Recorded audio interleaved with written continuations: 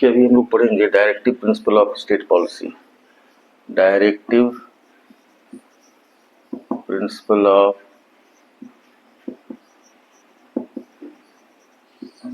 State policy, Hindi में इसको कहते हैं राज्य के नीति निर्देशक तत्व। देखिए ये क्या है कि ये पार्ट 4 जो हमारा कॉन्स्टिट्यूशन का है, संविधान का भाग 4 उसमें है।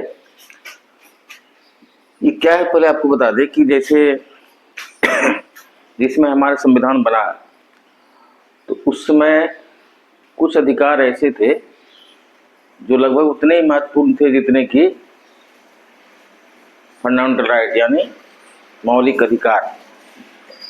लेकिन उसको अगर उसमें मौलिक अधिकार का दर्जा दे दिया जाता तो हमारी सरकार के पास इतनी क्षमता नहीं थी कि वो सरकार उस मौलिक अधिकार को आपका सुनिश्चित कर सके। इसी कारण से इसको अलग भाग में रखा गया। इसको हम लोग कहते हैं directive principle of state policy. अब ये क्या है, ये एक तरह से संविधान के द्वारा डायरेक्शन है। संविधान के द्वारा ये एक निर्देश है आने वाली सरकार के लिए। आने वाली सरकार से मेरा मतलब है स्टेट मतलब जो भारत है और उसके जो अंग हैं, विभिन्न अंग, विधायिका हो या कार्यपालिका, उसके लिए मतलब एग्जीक्यूटिव और लेजिस्लेचर सबके लिए एक निर्देश दिया गया कि जब आप भविष्य में नीति का निर्धारण करेंगे तो इन बातों को ध्यान में रखेंगे। एक बार फिर से हम आपको दोहरा दे रहे हैं कि ये क्या है, एक निर्देश है संविधान के द्वारा भविष्य की सरकारों के लिए। सरकार से मतलब है कि सरकार जो भारत है और इसके विभिन्न अंग हैं, चाहे वो केंद्र सरकार हो या राज्य सरकार हो, और विधायिका, कार्यपालिका, सबके लिए निर्देश दिया गया कि भविष्य में नीति निर्धारण करते समय भाग 4 में जितने भी प्रावधान हैं उसको ध्यान में रखा जाएगा। अब इसमें ऐसे प्रावधान हैं जो भारत को एक कल्याणकारी राज्य का दर्जा देता है, मतलब वेलफेयर स्टेट का दर्जा देता है। क्योंकि बहुत सारी चीजें आपको आगे बताएंगे भी कि कौन कौन सी वो चीजें जो भारत को कल्याणकारी राज्य बनाता है।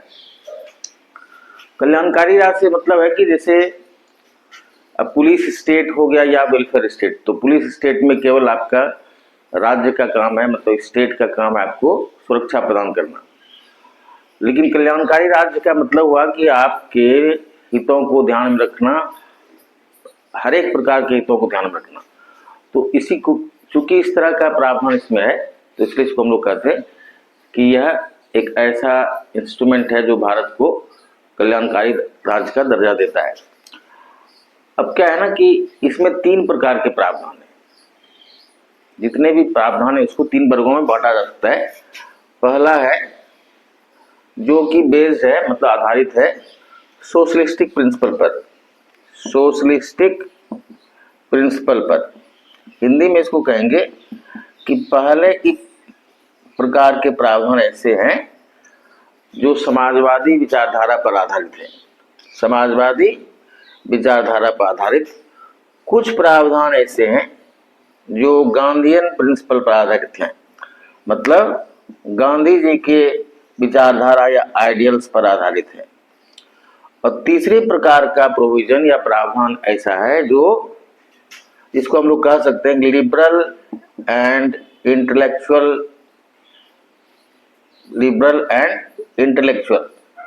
इसका मतलब ये हुआ कुछ प्रावधान ऐसे हैं जिसको हम लोग ये कह सकते हैं कि प्रोग्रेसिव या प्रगतिशील विचारधारा पर आधारित है।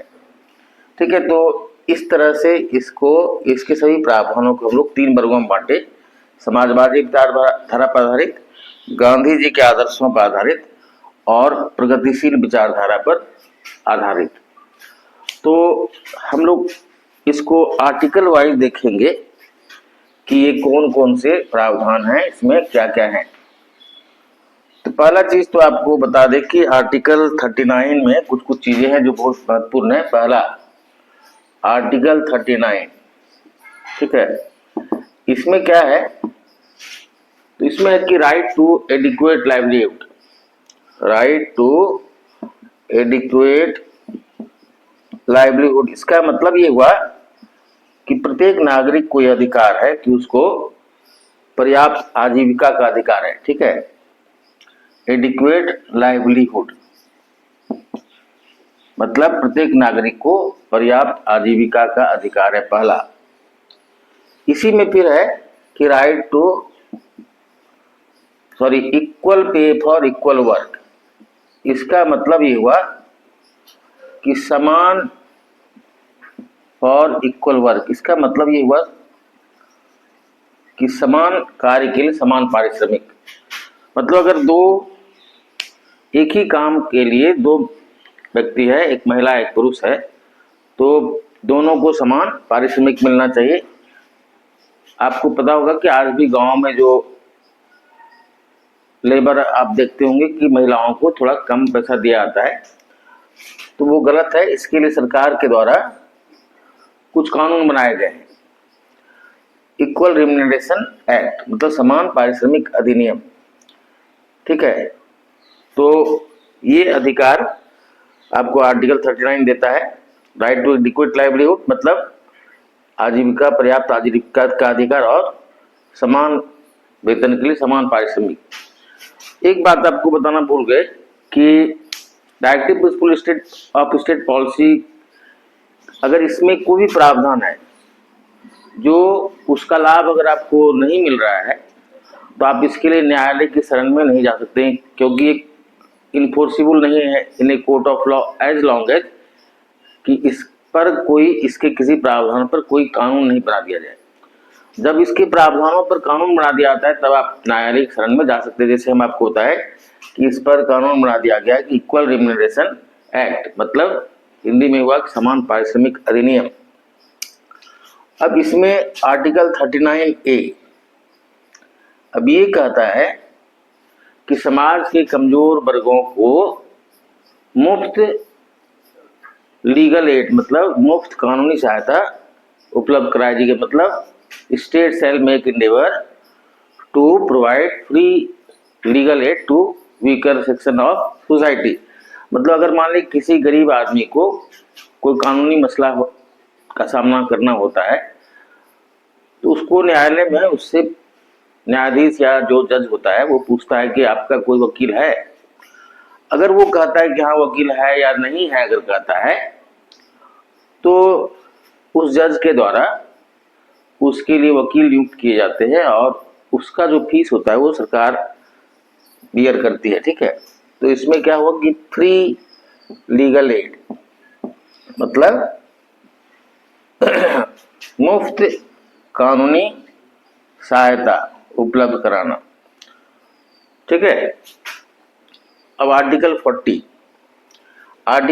कहता है कि the state shall make efforts to organise Panchayati Raj system and to endow them with such power and authority so as to enable them to function as a unit of local self government। मतलब ये हुआ कि सरकार द्वारा पंचायती राज संस्थाओं का गठन किया जाएगा और उसको इतने अधिकार, पर्याप्त अधिकार दिए जाएंगे और शक्तियां प्रदान की जाएगी ताकि वह एक स्थानीय सुशासन के इकाई के रूप में कार्य कर सके।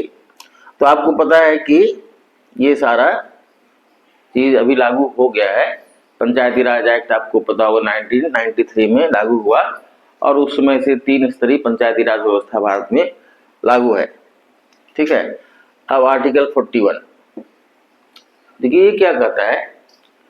ये कहता है पहली बात तो ये कि to receive assistance in case of क्या कहते हैं, to receive assistance from the government in case of sickness, old age, उसके बाद अनएम्प्लॉयमेंट, हिंदी में इसको कहेंगे कि कुछ खास परिस्थिति में, जैसे बीमारी, बुढ़ापा, बेरोजगारी और विकलांगता की स्थिति में, क्या क्या बताया, बीमारी, बुढ़ापा, बेरोजगारी और विकलांगता की स्थिति में सरकार से सहायता पाने का अधिकार। तो ये आर्टिकल 41 में है। ठीक है। उसी तरह इसमें और एक चीज है जिसको हम लोग कहते हैं कि, सॉरी इसमें नहीं, 42 में आपको बता दें, इसमें क्या है कि मैटरनिटी बेनिफिट। मैटरनिटी बेनिफिट का मतलब हुआ, हिंदी में इसको कहेंगे मातृत्व लाभ। अब ये क्या है, तो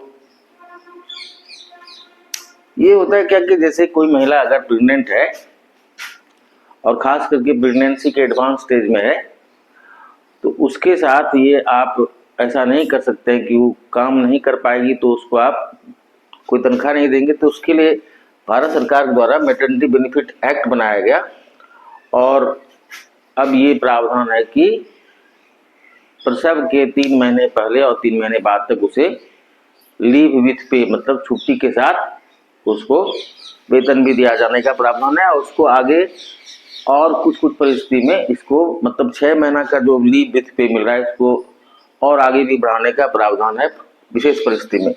तो ये हो गया मैटरनिटी बेनिफिट। ठीक है। इसको हम लोग कहते हैं मातृत्व लाभ। तो क्या कहते हैं, मातृत्व लाभ। ठीक है। अब 43 में कहता है, फिर 43 में 2-3 चीजें हैं। पहली बात यह है कि जस्ट रिम्यूनरेशन, आर्टिकल 43 कहता है कि जस्ट रिम्यूनरेशन। इसका मतलब ये हुआ कि किसी भी व्यक्ति को कम से कम न्याय संगत या उचित उसको वेतन या पारिश्रमिक मिलना चाहिए। वही उसी के बारे में इसमें लिखा गया है, किसी व्यक्ति को न्याय संगत या उचित पारिश्रमिक मिलना चाहिए। अब इसका अर्थ क्या हुआ कि कम से कम किसी व्यक्ति को इतना पारिश्रमिक मिले जो अपने परिवार का वो भरण पोषण कर सके, यानी उसको कम से कम जो मिनिमम नीड है भोजन का वो प्रोवाइड कर सके, या भोजन वो अच्छी तरह से नहीं तो कम से कम जो मिनिमम न्यूनतम जो भोजन है उसको, जैसे कि दाल चावल चोखा ही 2 समय या 3 समय वो अपने बीवी बच्चों को दे सके। तो उसके लिए लिखा गया कि जस्ट रिम्यूनरेशन। तो इसी के लिए सरकार द्वारा मिनिमम वेजेज एक्ट पारित किया गया। तो हमारे यहाँ एक कानून है जिसको हम लोग कहते हैं न्यूनतम पारिश्रमिक अधिनियम। अब इसी में एक और चीज है 43 में कि to organise and promote cottage industry. इसका क्या मतलब हुआ कि कुटीर उद्योग को बढ़ावा देना, कुटीर उद्योग को बढ़ावा देना, टू प्रमोट कॉटेज इंडस्ट्री, उद्योग को बढ़ावा देना। अब ये क्यों है, गांधी जी का सपना था कि भारत में छोटे छोटे उद्योग लगाए जाने चाहिए। अब ऐसा क्यों है, क्योंकि इससे मास एम्प्लॉयमेंट जनरेट होता है। दो देखिए क्या होता है, जैसे कि जो बड़ा बड़ा उद्योग लगता है वो कैपिटल इंटेंसिव होता है, मतलब ढेर सारा पूंजी लगता है इतना, तो इतने सारे लोगों को रोजगार मिलता है। लेकिन कुटीर उद्योग में कम पूंजी लगाकर ज्यादा से ज्यादा लोगों को रोजगार उपलब्ध कराया जा सकता है। तो गांधी जी का सपना था कि भारत में कुटीर उद्योग को बढ़ावा दिया जाए। तो ये आर्टिकल 43 का ये सब हो गया। इसमें एक और आर्टिकल बाद में जोड़ा गया है, इसको कहते हैं आर्टिकल 43A।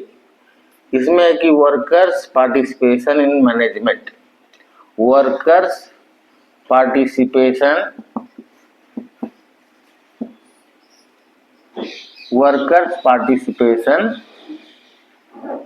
In management.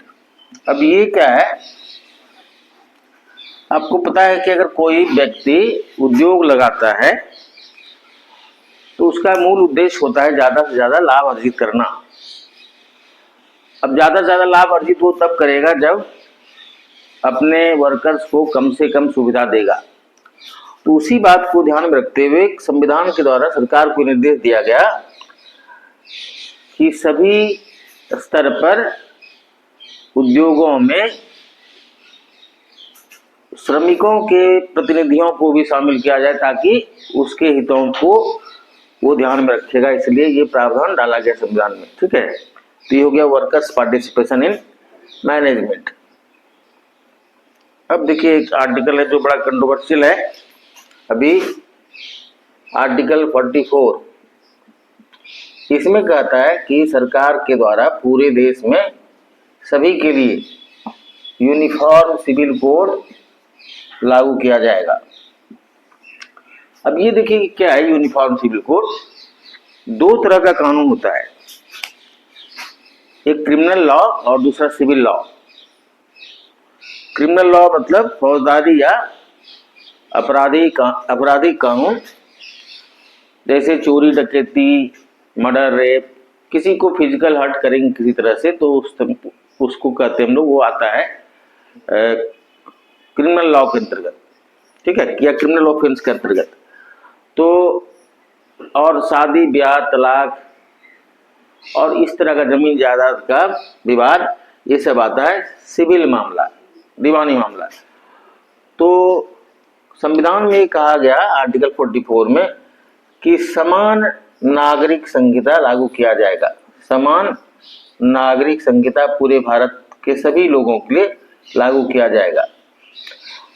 अब ये क्या है समान नागरिक संहिता? मतलब हिंदू, मुसलमान, सिख, ईसाई, पारसी, जैन, बौद्ध, सब के लिए एक ही सिविल कोड होगा। लेकिन अभी अनफॉर्चुनेटली क्या है कि हमारे देश में मुसलमानों को छोड़ करके सभी के लिए मैन मेड लॉ है, मतलब पार्लियामेंट के द्वारा बनाए गए कानून, और जो मुस्लिम है उसके लिए शरिया पर आधारित कानून है। तो उससे कई तरह की समस्याएं उत्पन्न होती है। तो इसलिए संविधान के द्वारा सरकार को निर्देश दिया गया कि भविष्य की सरकार ये सभी के लिए बराबर कानून बनाएगी, मतलब समान रूप का कानून बनाएगी ताकि किसी का शोषण नहीं हो सके। अब आप ये सोचेंगे कि उस समय जिस समय संविधान बना उसी समय क्यों नहीं ये समान सिविल नागरिक संहिता लागू किया गया? तो देखिए हमारा संविधान जिसमें बना उसमें देश की स्थिति कुछ और थी। जैसे कि उस समय हमारा बंटवारा हुआ था और उसमें यहाँ से मुसलमान भाग करके पाकिस्तान जा रहे थे, पाकिस्तान से हिंदू भाग करके भारत आ रहे थे, लोगों का कत्लेआम हो रहा था। मुसलमानों में काफ़ी डाउट या सस्पिशन था कि पता नहीं इस देश में हमारा क्या होगा। तो ऐसी स्थिति में जो हमारे संविधान निर्माता थे और जो हमारे फोर फादर थे उनको लगा कि अभी अगर हम लोग समान नागरिक संहिता लागू करेंगे तो इन लोगों को और बेचैनी हो सकती है, इसीलिए फ्यूचर में जब सारा मामला सही हो जाएगा तब इसको लागू किया जाएगा। लेकिन ये अभी तक वोट मतलब क्या कहते हैं उसको हम लोग, जो नेताओं के द्वारा वोट पॉलिटिक्स के कारण इसको अभी तक लागू नहीं किया जा सका है, लेकिन इसको लागू किया जाना चाहिए। ठीक है, तो ये हो गया आर्टिकल 44। अब आर्टिकल 45। आर्टिकल 45 कहता है कि the state shall make effort या make endeavour to provide free child care and education to children below 6 years of age. मतलब ये हुआ कि सरकार द्वारा या राज्य द्वारा 6 वर्ष से कम उम्र के बच्चों के लिए, राज्य द्वारा 6 वर्ष से कम उम्र के बच्चों के लिए मुफ्त स्वास्थ्य सुविधा और शिक्षा की व्यवस्था और पोषण की व्यवस्था भी की जाएगी। ठीक है, तो आप जानते होंगे कि हमारे यहाँ जो आंगनबाड़ी होता है उसमें बच्चों को टीकाकरण और उसका पोषण का विशेष ध्यान रखा जाता है, उसके स्वास्थ्य का भी ध्यान रखा जाता है, उसको कुछ पढ़ाया लिखाया भी जाता है। तो ये भी लागू है। अब आर्टिकल 46 देखिए ये कहता है कि the state shall make efforts to promote economic and educational interest of weaker section of society, particularly scheduled caste, scheduled tribe and other weaker section। ठीक है, तो इसका मतलब ये हुआ कि सरकार द्वारा आर्थिक और शैक्षणिक रूप से या आर्थिक और शैक्षणिक हितों की रक्षा के लिए जो कमजोर वर्ग हैं, कमजोर वर्गों के आर्थिक एवं शैक्षणिक हितों की रक्षा की जाएगी, विशेषकर जो अनुसूचित जाति और जनजाति के लोग हैं और अन्य जो कमजोर वर्ग के लोग हैं उसके आर्थिक और शैक्षणिक हितों को ध्यान में रखा जाएगा।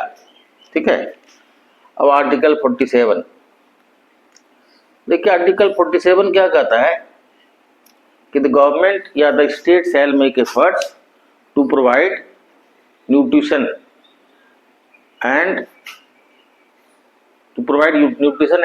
health proper to care for the proper health and well-being of its citizen। Hindi में इसको कहेंगे कि सरकार द्वारा लोगों के पोषण का, नागरिकों के पोषण का ध्यान रखा जाएगा, उनके स्वास्थ्य का भी ध्यान रखा जाएगा। ठीक है, तो आपको पता है कि अभी सरकार द्वारा फोर्टिफाइड जो है सीरियल्स एंड बहुत सारा चीज का ध्यान रखा जाता है और आयुष्मान भारत ये सब तरह की योजना सरकार द्वारा चलाई जा रही है। और कहा कि to protect the health of its citizen the government shall prohibit the consumption and use of intoxicating substance. मतलब सरकार द्वारा नागरिकों के स्वास्थ्य की रक्षा के लिए नशीले एवं मादक पदार्थ के सेवन और उपभोग पर प्रतिबंध लगाया जाएगा। हिंदी में आपको एक बार इंग्लिश में फिर से बोल दे रहे हैं कि the government shall make effort या state shall make efforts to provide proper nutrition and health care to its citizens and to protect their health the state shall prohibit the use and consumption of intoxicating substance. तो ये article 47 है। ठीक है, कि इसमें नशीले एवं मादक पदार्थों के उपभोग और सेवन पर प्रतिबंध लगाया जाएगा और नागरिकों को के पोषण का ध्यान रखा जाएगा। ठीक है, अब आर्टिकल 48 देखिए, इसमें क्या क्या है। पहला चीज तो है कि the state shall make efforts to improve the quality of milk animal. मतलब सरकार द्वारा या राज्य द्वारा जो दुधारू नस्ल के या किस्म के जो पशु हैं उसके नस्ल सुधार के उपाय किए जाएंगे। दुधारू मतलब जैसे गाय वगैरह है, गाय भैंस, इस तरह के पशुओं का नस्ल सुधार किया जाएगा। ठीक है, तो state shall make efforts to improve the quality of milk animals. और इसके साथ साथ ये कहा गया कि गो हत्या पर प्रतिबंध लगाया जाएगा। ठीक है, and to prohibit cow slaughter. ठीक है, इसमें एक और बात है, वो ये है कि the state shall make efforts to organise animal husbandry and agriculture on scientific and modern lines. क्या क्या बताया इसमें? बताया आपको कि पहला कि दुधारू जो पशु है उसके नस्ल सुधार के उपाय किए जाएंगे। और दूसरी चीज बताए आपको कि जो गो हत्या है वो उस पर प्रतिबंध लगाया जाएगा। ये भी गांधी जी का आदर्श था। और तीसरी चीज इसमें आपको बताए कि जो हमारा कृषि है और पशुपालन है इसको आधुनिक तरीके से इसको आगे बढ़ाना। ठीक है, तो to organise animal husbandry and agriculture on modern and scientific lines. अब इसमें एक आर्टिकल बाद में जोड़ा गया जिसको हम लोग कहते हैं आर्टिकल 48A। इसमें ये कहा गया कि the state shell endeavor to protect and preserve our environment मतलब राज्य द्वारा पर्यावरण को संरक्षित रखने के उपाय किए जाएंगे।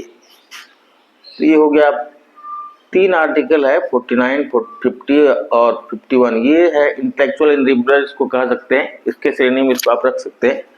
इसमें क्या क्या है, पहला है 49 आर्टिकल जो है ये कहता है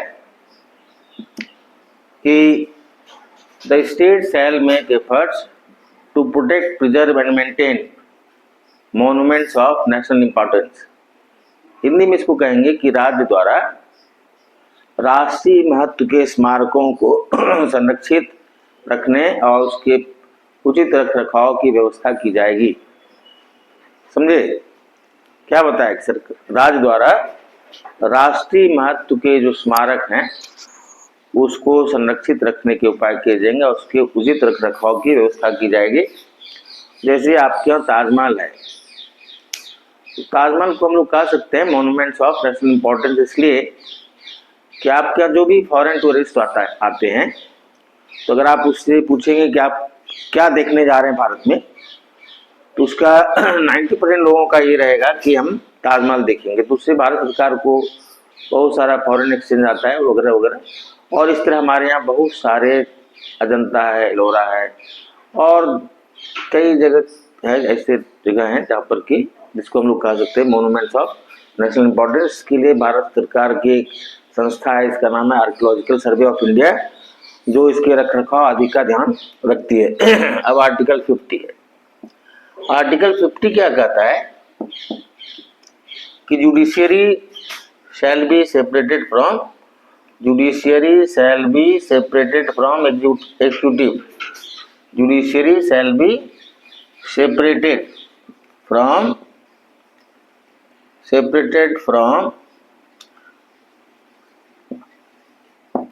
एग्जीक्यूटिव। इसका मतलब हुआ कि कार्यपालिका से न्यायपालिका को अलग किया जाएगा।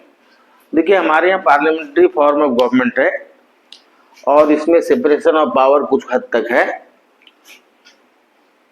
क्या बताया कि न्यायपालिका को कार्यपालिका से अलग किया जाएगा, कार्यपालिका से न्यायपालिका को अलग किया जाएगा। देखिए क्या है, हमारे यहाँ 3 अंग है सरकार के, कार्यपालिका, विधायिका और न्यायपालिका। तो आपको पता है न्यायपालिका के एपेक्स पर या शीर्ष पर है सुप्रीम कोर्ट, जो सरकार से अलग है। उसी तरह से न्यायपालिका, उसके कार्यपालिका है कि मंत्री परिषद और विधायिका है आपका पार्लियामेंट। लेकिन निचले स्तर पर कार्यपालिका और न्यायपालिका लगभग एक ही हुआ करता था बहुत साल पहले तक। मतलब ये हुआ कि अभी जो आप देखते हैं हमारे यहाँ लोअर जुडिशरी, उनको जो अधिकार दिए गए हैं उस अधिकारों का उपयोग एग्जीक्यूटिव करता था, जैसे जो आपके यहाँ एसडीएम और डीएम होता है वो करता था। तो इससे समस्या, बहुत सारी समस्याएं उत्पन्न होती थी। जैसे जो एग्जीक्यूटिव है उसका काम है कि कानून को लागू करवाना। अब वही जज के रूप में डिसाइड करेगा कि कानून का सही ढंग से पालन हो रहा है कि नहीं, तो ये तो गलत है। इसलिए न्यायपालिका को कार्यपालिका से अलग किया गया 1973 में, ऐसा हुआ। ठीक है, लोअर जुडिशरी को एग्जीक्यूटिव से अलग किया गया। कब किया गया? ये 1973 में किया गया। अब आर्टिकल 51 है फाइनल। देखिए ये क्या है, इसमें सरकार को निर्देश दिया गया है कि international dispute should be resolve by peaceful means.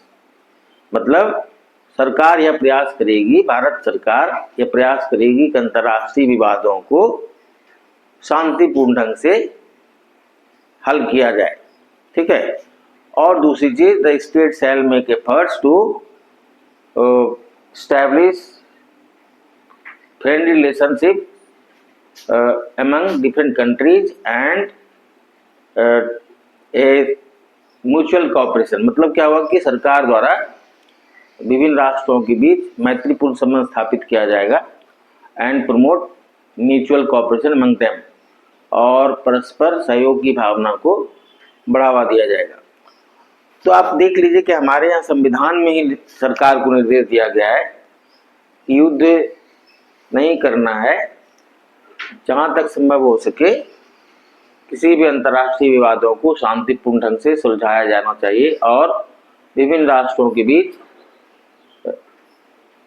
परस्पर मैत्री एवं सहयोग की भावना को बढ़ावा दिया जाना चाहिए। तो ये है आर्टिकल 51। ठीक है, तो ये आपका हो गया directive principle of state policy समाप्त। ठीक है, अब अगले क्लास में हम लोग पढ़ेंगे प्रेसिडेंट के बारे में। ठीक है, तो आज के लिए इतना ही। चलिए, जय हिंद।